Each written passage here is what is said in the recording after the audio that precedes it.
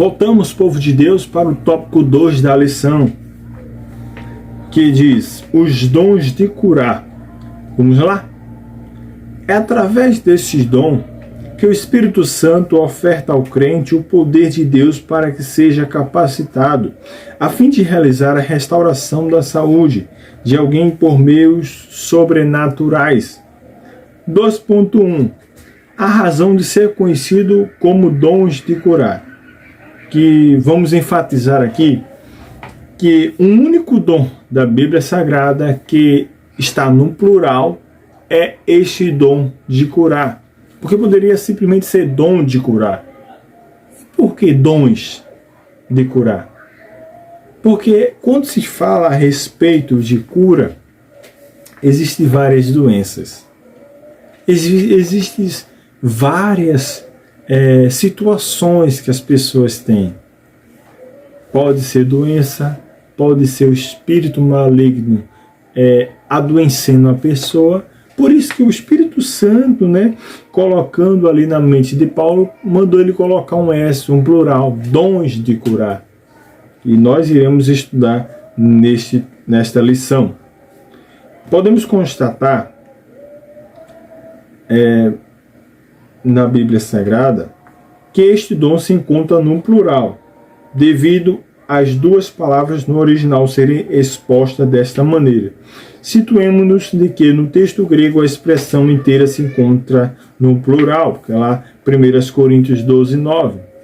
Sobre este dom, o teólogo pentecostal Stanley diz, assim parece que ninguém recebe o dom exclusivo de cura. Pelo contrário, de muitos dons de cura estão à disposição para satisfazer as necessidades de casos específicos, em ocasiões específicas. Várias áreas, várias situações que pode ser usado os dons de curar. Vejamos aqui, diversas curas e enfermidades. Vamos começar com Atos 3. O que está escrito em Atos 3?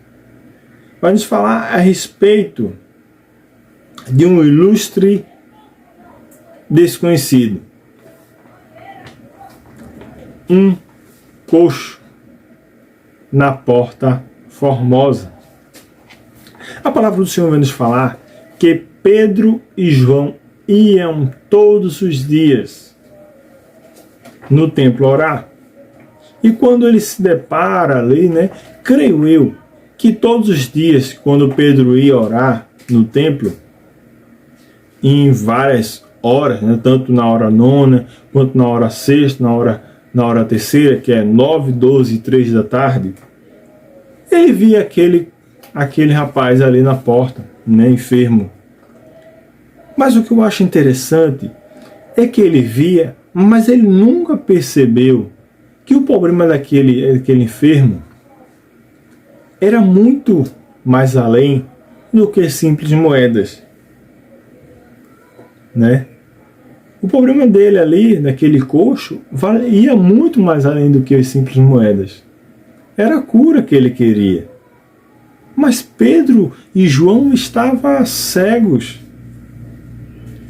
Até um certo ponto que Deus permitiu que quando ele estava indo ali fazer a sua oração diária, contínua, ele não tem moeda. E aquele coxo olha para ele e diz, senhores, se bem quiseres, me dá uma esmolinha. E a palavra do Senhor nos falar que Pedro e João, um olha para o outro e diz, aí Pedro, e aí João, tu tem alguma moeda aí? Não tenho. O que nós iremos fazer? É aí que vem a ideia. É aí que vem a fé dentro de Pedro. É aí que vem a lembrança que Jesus falou para ele, olha Pedro, todos esses sinais que eu faço aqui, tu irás fazer também. E além do mais, irás fazer maiores ainda. Jesus fazia milagres, mas ele deu a promessa e ele cumpriu a sua promessa, que ele iria morrer e queria ressuscitar. Quanto mais fazer milagre, já estava no DNA de Pedro, Pedro não sabia. Pedro já tinha recebido a unção de Deus em Atos 2. Deus já tinha dado a confirmação dele que iria estar com ele.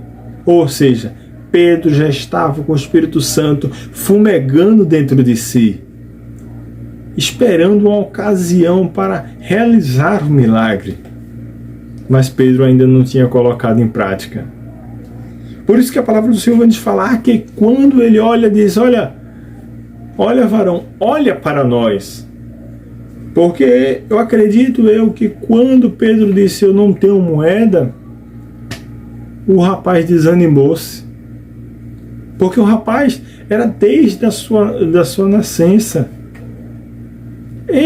Eu acredito que o melhor lugar que ele deveria estar era no templo. Mas no templo ele não poderia entrar, porque era uma pessoa defeituosa. E ele via que nenhum daqueles que frequentavam a igreja olhava para ele, simplesmente dava a moeda, embora que para o judeu todo mundo que ajudasse os pobres desse esmola era bem-aventurado. Mas ele queria a cura, mas ele não tinha mais esperança.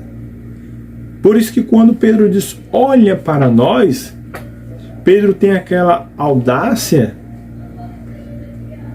e diz: eu tenho uma coisa melhor e maior de que simples esmola.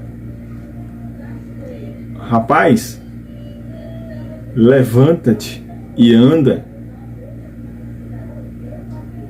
Então, a Bíblia vai nos falar que acontece algo que nunca aconteceu na história.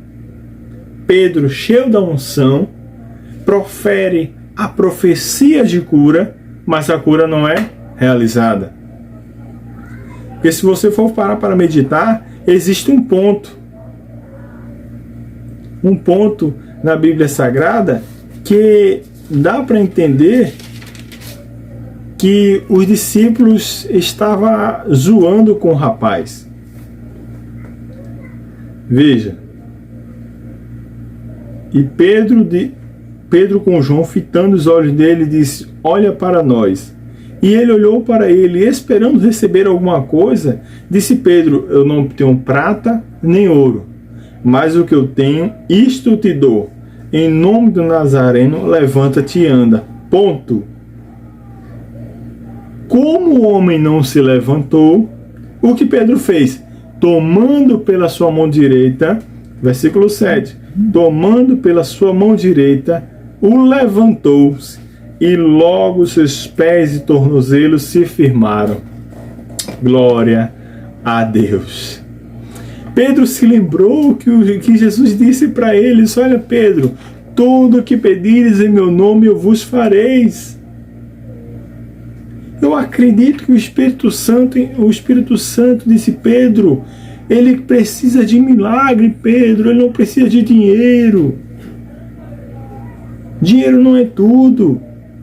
E sim, o Espírito Santo é tudo para nós.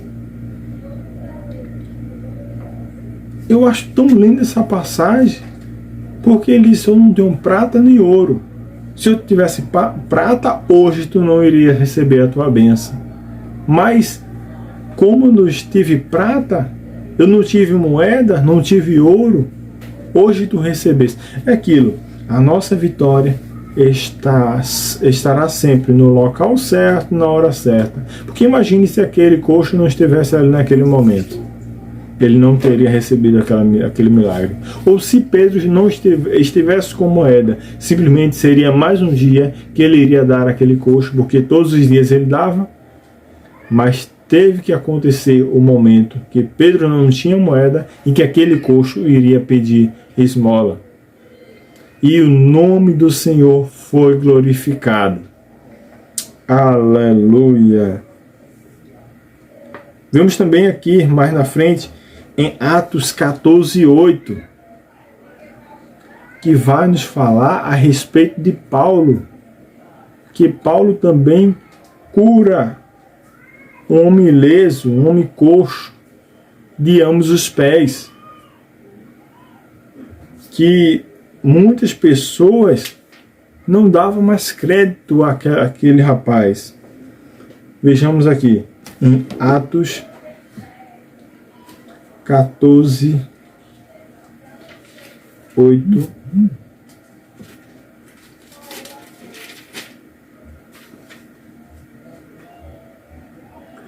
E estava sentado em Listra certo varão leso dos pés, coxo desde o seu nascimento, o qual nunca tinha andado. E ouvindo falar Paulo, que, fixando nele os olhos, olha o segredo, fixando nele os olhos, e vendo que tinha fé para ser curado, e disse em voz alta: levanta-te direito sobre os teus pés. E ele saltou e andou. E vendo o que Paulo fizera, levantaram a voz e, dizendo em língua licaônica, fizeram os seus deuses semelhantes aos homens e desceram até nós. Vejamos. Paulo surpreendeu, mas Paulo não atraiu para si a glória. Paulo disse: o Espírito Santo que habita dentro de mim, eu não sou Deus nenhum. Porque as pessoas interpretaram ele como Deus, um filho de um Deus. Porque para os gregos era muito considerado aquelas pessoas que eram anormais, que faziam coisas anormais. E a história vai nos falar que muitas pessoas passaram, pessoas anormais, ia para o fogo, não se queimava, mergulhava dentro d'água, passava horas dentro d'água e não morria, e não sentia falta de oxigênio. Eram muitas pessoas que era como se os deuses dele da Grécia coabitassem com os homens e tivessem filhos semideuses. E aquelas pessoas também acreditavam que Paulo era um semideus. Porque Paulo tinha acabado de curar uma pessoa que era coxo ambos os pés. E tinha fixado os olhos dele, viu que aquele rapaz tinha fé, acreditou na palavra de Paulo, acreditou na chamada de Paulo, acreditou que Paulo tinha fé para lhe curar. Pode ver que ele fixou os olhos em Paulo, recebeu uma profecia, abraçou a cura e pulou. Esse aqui agora foi esperto. Ele, quando viu, agarrou a profecia e disse: não tenho nada a perder, nunca andei, mas também eu vou dar um pulo agora. Puf! Aleluia! Porque quando ele se põe de pé, ele já está confirmando para os demais que creu naquela palavra, que o apóstolo Paulo não mentiu e mostrou que Deus era na vida do apóstolo Paulo. Vamos lá mais na frente, o tempo não nos permite. 2.2. A relevância desses dons. Para a Igreja de Cristo, podemos dizer que a cura divina faz parte da obra redentora, efetuada por Cristo na cruz. Verdadeiramente ele tomou sobre si, que está lá escrito em Isaías, ele tomou sobre si todas as nossas enfermidades, as nossas dores levou sobre si, e nós o reputarmos por aflito, ferido de Deus e oprimido. Mas ele foi ferido pelas nossas transgressões e moído pelas nossas iniquidades. O castigo que nos traz a paz estava lá sobre ele, e pelas suas pisaduras fomos sarados. Está lá escrito em Isaías 53, 4, 5. Eu sempre prego a respeito disso. Eu sempre tive certeza e convicção do que eu falo. Que nós, como cristãos, nós não devemos aceitar, em hipótese nenhuma, ter enfermidade. Por quê? Porque o Espírito do Senhor está dentro de nós. O Espírito, se coloque comigo, o Espírito do Senhor vai habitar no corpo enfermo? Não. Aonde é o Espírito de Deus, a enfermidade não habita. Se Jesus lá atrás, o profeta Isaías profetizou, tendo a revelação futura, que nós sabemos que Cristo cravou na cruz do Calvário todas as enfermidades, todas as dores e tomou sobre si. Então, por que é aquilo? Porque muitas pessoas, a pergunta aqui não quer calar, porque muitas pessoas padecem de enfermidade no nosso meio, nos hospitais sempre lotados. Por quê? Se Jesus levou sobre si, eu tenho por certo que muitas pessoas não creem no que está escrito. Porque se Jesus disse, tudo que pedires em meu nome eu vos farei, e Jesus falou em Coríntios, eu irei atuar pelo Espírito na qual for útil para mim, é para a glória de Deus, Ele irá realizar. Eu tenho por certo que nós não devemos nos calar, nós não devemos desistir. Se Deus disse que está conosco, se o Espírito Santo habita dentro de nós, a maldade não habita, a enfermidade não tem que habitar, a doença jamais tem que habitar. Glória a Deus. É um dom, é uma promessa. Não aceite.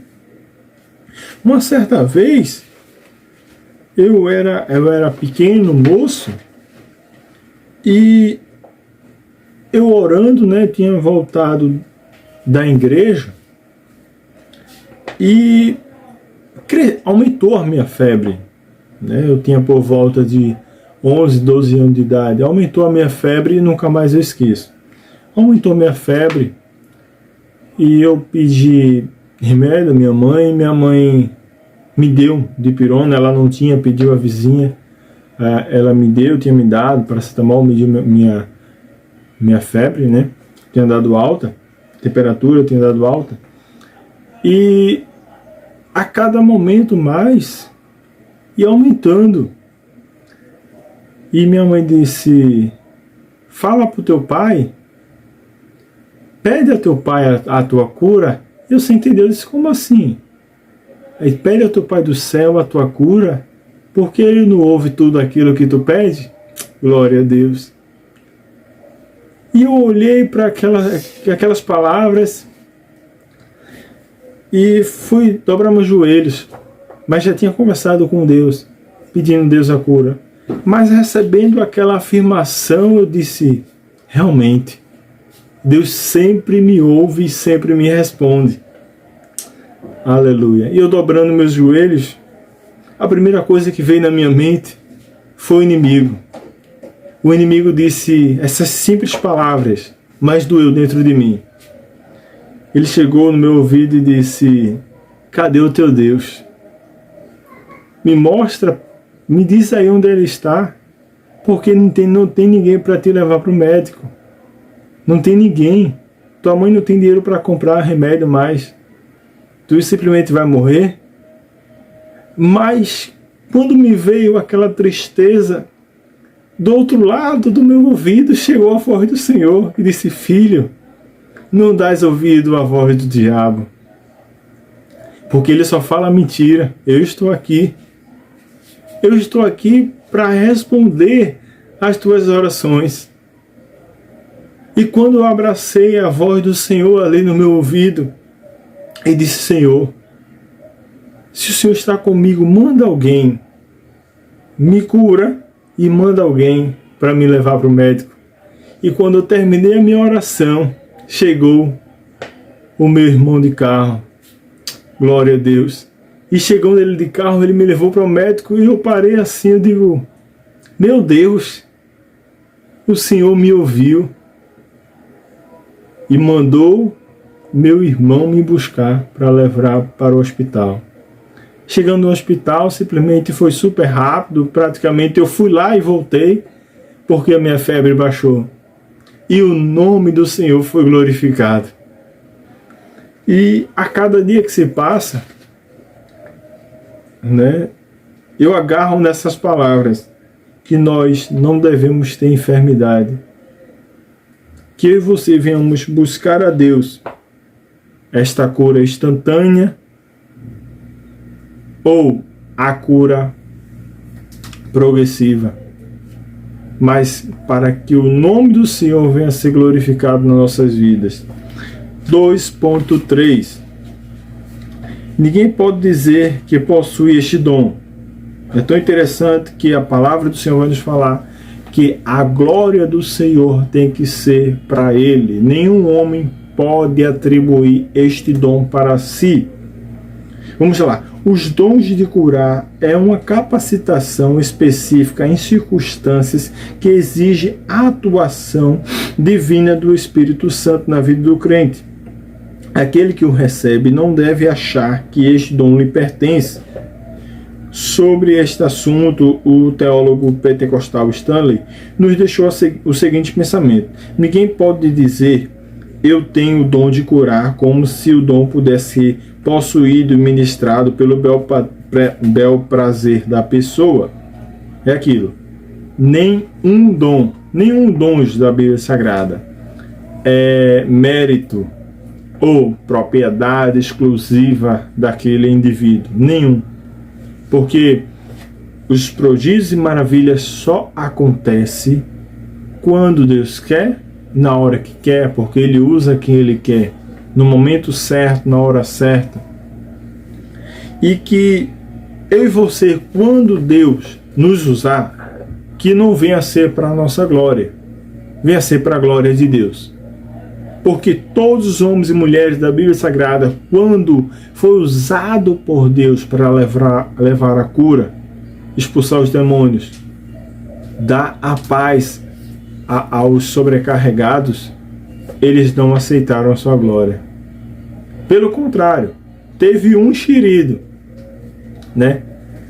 O servo de Eliseu, Geazi, que decidiu pegar a glória para ele e ficou leproso. Que eu e você venhamos não se aproveitar daquilo que não é da gente. Simplesmente dai a Deus o que é de Deus. Se Deus lhe usar por intermédio do Espírito Santo para agir, para atuar, para operar sinais, prodígios e maravilhas, devolva a Ele a glória. Simplesmente quando nós devolvemos a Ele a glória, Ele derrama a sua Shekinah na nossa vida. Porque o erro do homem é atribuir para si a glória que não é nossa. Glória a Deus. Cada cura necessita de um dom especial. Não uma pessoa o dom, mas por meio daquela pessoa para o indivíduo doente, de forma que Deus receba toda a glória. Ele é quem cura. Está lá em Atos 4:30. Glória a Deus. Deixa eu ver aqui. Atos 30, né? Que diz: enquanto estende a tua mão para curar e para que se faça sinais e prodígios em meu nome, teu Filho Santo, Jesus, e tendo orado, moveu-se o lugar em que estava reunido, e todos foram cheios do Espírito Santo, e anunciava com ousadia a palavra de Deus. É aquilo. Deus precisa de nós para atuar, né? Entre aspas, para atuar na terra, porque nós somos templo e morada do Espírito Santo e nós temos o corpo carnal para viver nessa terra. Então, Deus se utiliza de nós para fazer sinais, prodígios e maravilhas, mas que a glória venha a ser totalmente dele. Porque quando nós somos cheios do Espírito Santo, todas essas maravilhas nós conseguimos fazer, mas nada é por mérito nosso. Glória a Deus. Nesse sentido, devemos deixar que o Espírito Santo atua através de nós com o intuito de agradar ao Senhor e não a nós mesmos, né? Que eu e você venhamos a analisar mais e mais as Escrituras Sagradas, que eu destaquei dois pontos aqui. O primeiro objetivo, né, dos milagres, prodígios e maravilhas é para glorificar a Deus, que está lá em Lucas 5:23, que Jesus se depara com o paralítico, na qual está descendo com a ajuda dos seus amigos, né, descendo através de uma cama, uma corda no meio daquela casa. E Jesus disse: os teus pecados são perdoados. E os fariseus e os escribas razoavam em seu pensamento, dizendo: quem é esse para perdoar pecados? Quem é esse para perdoar pecados? Só quem perdoa pecado é Deus. Então Jesus, sabendo que ele estava razoando o seu pensamento, disse: por que razoai vosso pensamento? Qual é mais fácil dizer: os teus pecados são perdoados, ou te levanta-te e anda? E ele sabia o que estava fazendo. E que as pessoas razoavam, dizendo: que homem é esse? Que homem é esse que está fazendo tais coisas? Que homem é esse? Mas Jesus simplesmente, na sua calmaria, fez o que devia de fazer. Deu a cura para aquele paralítico. E aquele paralítico, o que eu acho tão interessante, é que esse paralítico ficou tão maravilhado que ele não queria ir para casa. Mas Jesus disse: pega a tua cama e anda. Leva para as pessoas que tu, na qual só vivia na cadeira de roda ou na cama, que tu fosses curado. Que tu tem uma nova vida, que tu está pronto para trabalhar, que tu está pronto para não depender mais de ninguém. Isso tudo é o que o Espírito Santo quer para nós. Porque o Espírito Santo nos dá vigor, nos dá força, para nós não dependermos de ninguém, somente dele. E o ponto 2 aqui também vai nos falar que o Espírito Santo, ele veio para a nossa vida para amenizar o sofrimento humano, que está lá em Mateus 9,36. E Jesus percorria sobre todas as cidades e aldeias, ensinando na sinagoga dele, e pregando o evangelho do reino, e curando todas as enfermidades e molestia entre o povo. E vendo a multidão, teve grande compaixão delas, porque andava cansadas e desgarradas, como ovelhas que não têm pastor. As ovelhas que não têm pastor, jogadas, não comem direito, quando se fere nas cercas, não tem ninguém para tratar.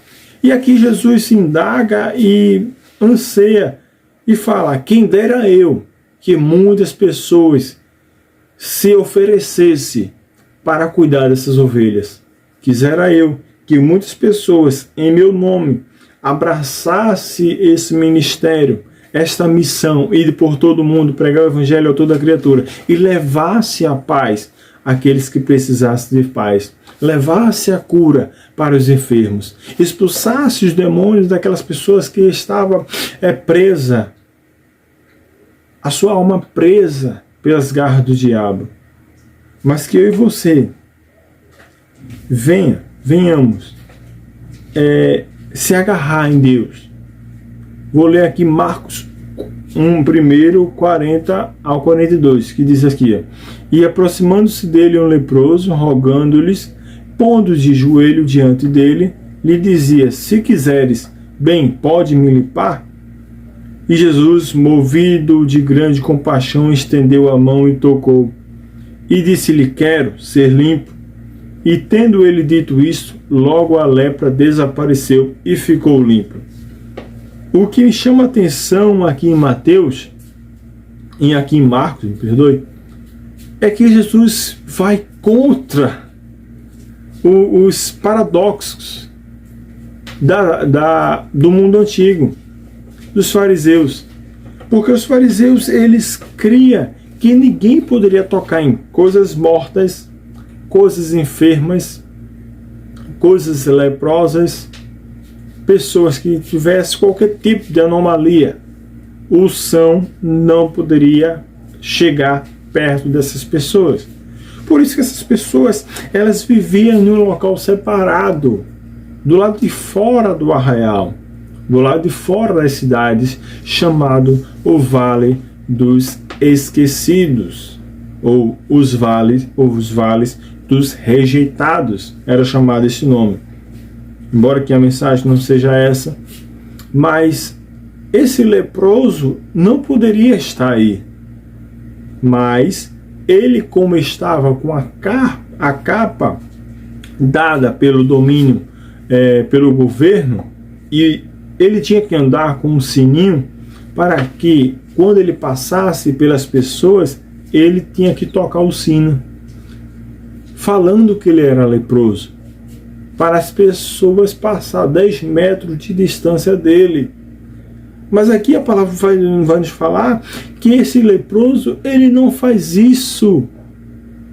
Porque se ele fizesse isso, poderia criar um caos ali. As pessoas poderiam jogar pedra nele dizendo: ei, vai para lá, o teu caminho é para lá. E ele pensou: se eu anunciar que sou leproso, as pessoas vão me expulsar daqui, aqui é a rota do mestre. Eu não quero perder essa oportunidade. E ele fez o que a mulher do fluxo de sangue fez. Ficou calado, mas se arriscou à morte, porque se ele tocasse em alguma pessoa, ele era apedrejado, ele era condenado à morte na hora. Mas como ele via no seu intento, ele disse: eu não tenho o que perder, eu irei morrer, mas irei morrer tentando. Esta é o que muitas pessoas estão vivendo hoje em dia. Decide se entregar de que lutar. A mulher do fluxo de sangue, esse leproso, disse: eu irei morrer, mas irei morrer tentando. Então Jesus quebrou os paradoxos, porque ele tocou no ser humano que estava doente. E eu acredito que os fariseus disseram: ele pegou a lepra. Ele agora está impuro, vamos pegar ele. Mas quando aquele leproso que foi tocado pelo mestre, veja a compaixão do mestre Jesus, veja a compaixão dele para com os enfermos, que o homem, ele estava já à beira do caos e disse: eu não tenho o que perder, então, mestre, se tu quiseres, ele se jogou no caminho de Jesus e disse: se tu quiseres, pode me tornar limpo? E Jesus, olhando de um lado, olhando do outro, disse, olhou para os fariseus já com medo: ah, esse homem é leproso, ele tem a capa de cotal, ele anda com sino, ele é leproso, é fulano ali da esquina. Porque o que ele está fazendo aí? Quando ele sair da frente do mestre, nós iremos matar ele. Mas Jesus, olhando o pensamento daquela multidão, disse: eu quero te transformar em limpo. E Jesus, quando toca na cabeça do leproso, o leproso fica limpo. E quando o leproso levanta as mangas, tira o gorro, ele está com a pele como a pele de bebê. E aí que entra uma grande confusão na mente dos fariseus. Que homem é este que até curar leproso, ele cura? E a lepra desapareceu e ficou limpo. E Jesus não atraiu a doença para si. Isso que causou mais indignação dos fariseus. Mas que Deus continue lhe abençoando, que você venha aqui curtir, comentar, compartilhar, e que venha clicar nesse link aqui embaixo ou no vídeo aqui que eu vou colocar aqui, o tópico 3, que vai falar das operações de maravilhas. Uma linda mensagem, uma linda reflexão. Que Deus continue nos abençoando. Amém.